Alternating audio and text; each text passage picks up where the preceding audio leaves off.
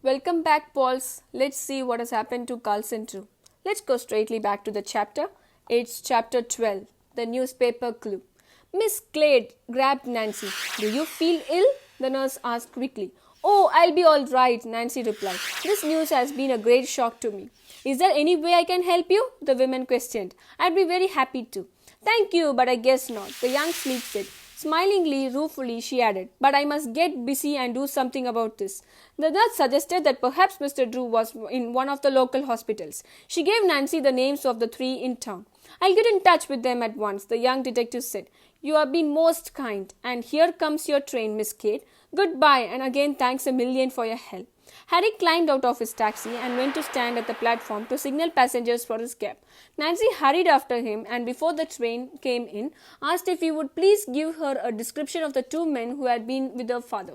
Well, both of them were dark and a kind of athletic looking. Now, what I would call handsome.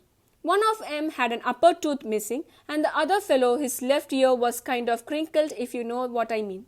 I understand, said Nancy. I'll give a description of the two men to the police. She went back to the telephone booth and called each of the three hospitals, asking if anyone by the name of Carlson Drew has been admitted, or possibly a patient who was non-conscious and had no identification. Only Mary Hospital had a patient who has been unconscious since the day before. He definitely was not Mr. Drew, he was Chinese. Sure now that her father was being held in some secret hiding place, Nancy went at once to police headquarters and related the taximan's story. Captain Rosland looked extremely concerned. This is alarming, Miss Drew, he said, but I feel sure we can trace that fellow with the creaking ear and we'll make him tell up where your father is. I doubt, though, there is anything you can do. You'd better leave it to the police. Nancy said nothing. She was reclined to give up, even trying to do something, but she was acquiesced. In the meantime, said the officer, I would advise you to remain at Twin Elms and concentrate on solving the mystery there. From what you tell me about your father, I am sure he'll be able to get out at the difficult himself, even before the police find him. Aloud, Nancy promised to stay on call in case Captain Rosland might need her. But in her own mind, the young sleuth determined that if she got any kind of lead concerning her father, she was most certainly going to follow it up. Nancy left police headquarters and strolled up the street, deep in thought. Instead of things getting better, all my problems seem to be getting worse. Maybe I would better call Hannah. Since she was been a little girl, Nancy has found solace in talking to Hannah Green. The housekeeper had always been able to give her such advice. Nancy went into a drugstore and entered one of the telephone booths. She called Drew's home in River Heights and was pleased when Mrs. Green answered. The housekeeper was aghast to learn Nancy's news but said she had thought Captain Rosland's advice was sound. You had given the police the best leads in the world and I believe that all you can do. But wait, the housekeeper suddenly said. If I were you, Nancy, I would call up those railroad lawyers and tell them exactly what had happened. Your father's disappearance is directly concerned with that bridge project, I'm sure, and the lawyers may have some ideas about where to find him. That's a wonderful suggestion, Hannah, said Nancy. I'll call them right away. But when the young detective phoned the railroad lawyers, she was disappointed to learn that all the men were out to lunch and none of them would return before 2 o'clock. Oh dear, Nancy sighed. Well, I guess I would better get a snack while waiting for them to get back. But in a worried state, she did not feel like eating. There was a food counter at the rear of the drugstore and Nancy made her way to it. Perching on a high back stool, she reached the menu over and over. Nothing appealed to her. When the counterman asked her what she wanted, Nancy said frankly she did not know. She was not very hungry. Then I recommend a split pea soup, he told her. It's a homemade and out of this world. Nancy smiled at him. I'll take your advice and try it out. The hot soup was delicious. By the time she has finished it, Nancy's spirit has risen considerably. And how about some custard pie? The counterman inquired.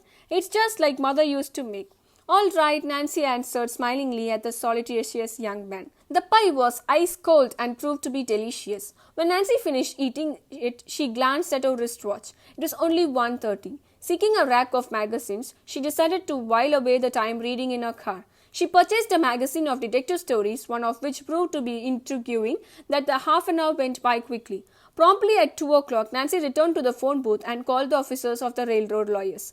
The switchboard operator connected her with Mr. Anthony Barralale, and Nancy judged from his voice that he was fairly young. Quickly, she told her story. Mr. Drew being held a prisoner? Mr. Barradale cried out. Well, those underhanded property owners are certainly going to great lengths to gain a few dollars. The police are working on the case, but I thought perhaps your firm would like to take a hand also, Nancy told the lawyer. We certainly will, the young man replied. I'll speak to our senior partner about this. I know he will want to start work at once on the case. Thank you, said Nancy. She gave the address and telephone number of the Twin Elms and asked that the lawyers get in touch with her that if any news should break. We'll do that, Mr. Burrell promised. Nancy left the drugstore and walked back to her car. Climbing in, she wondered, what's her next move out to be? One thing is sure, she thought. Work is the best antidote for worry. I'll get back to Twin Elms and do something more sleuthing there. As she drove along, Nancy reflected about the ghost entering Twin Elms mansion by a serpentine passage. Since she has found no sign of one in any of the outbuildings on the estate, it occurred to her that possibly it lead from an obscure cave, either natural or man-made. Such a device would be a clever artifice for an architecture to use.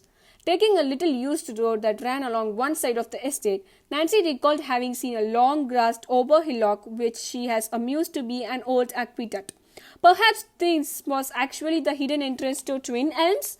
She parked the car at the side of the road and took a flashlight from the grove up compartment. In anticipation of finding the answer to the riddle, Nancy crossed the field and she came closer to the beginning of the huge mound. She could see stones piled up. Getting nearer, she realized that it was indeed the entrance to a rocky cave. Well, maybe this time I've found it, she thought hurriedly forward. The wind was blowing strongly and tossed her hair about her face. Suddenly, a freakish gust swept a newspaper from among the rocks and scattered the pages helter-skelter. Nancy was more excited than ever. The newspaper meant a human being has been there was too long ago. The front page sailed towards her. As she grabbed it up, she saw to her complete astonishment that the paper was a copy of River Heights Gazette. The date was Tuesday before. Someone interested in River Heights has been here very recently, the young sleuth said to herself excitedly. Who was the person? Her father? Gomber? Who? Wondering if the paper might contain any clue, Nancy dashed around to pick up all the sheets. As she spread them out of the ground, she noticed a hole in the paper where classified ads appeared. This may be a very good clue, Nancy thought. As soon as I get back to the house, I'll call Hannah and have her look up Tuesday's paper to see what was in that ad. It suddenly occurred to Nancy that the person who has brought the paper to the cave might be inside at this very moment. She must watch her very step. He might prove to be an enemy. This may be where Dad is being held a prisoner, Nancy thought wildly. Flashlight in hand and her eye darting intently about, Nancy processed cautiously into the cave. 5 feet 10. She saw no one. 15 more. 20. Then Nancy met a dead end. The empty cave was almost completely round and had no other opening. Oh dear, another failure, Nancy told herself disappointedly, and she retraced her steps. My only hope now is to learn something important from the ad in the paper. Nancy walked back across the field. Her eyes were down as she automatically looked her footprints, but presently she looked up and stared in disbelief. A man was standing alongside her car, examining it. His back was half turned towards Nancy, so she could not see his face very well. But he had an athletic build and his left ear was definitely crinky. Oh my God. Is that the man who has kidnapped Carlson too? Stay tuned for the next chapter, guys. Have a happy day.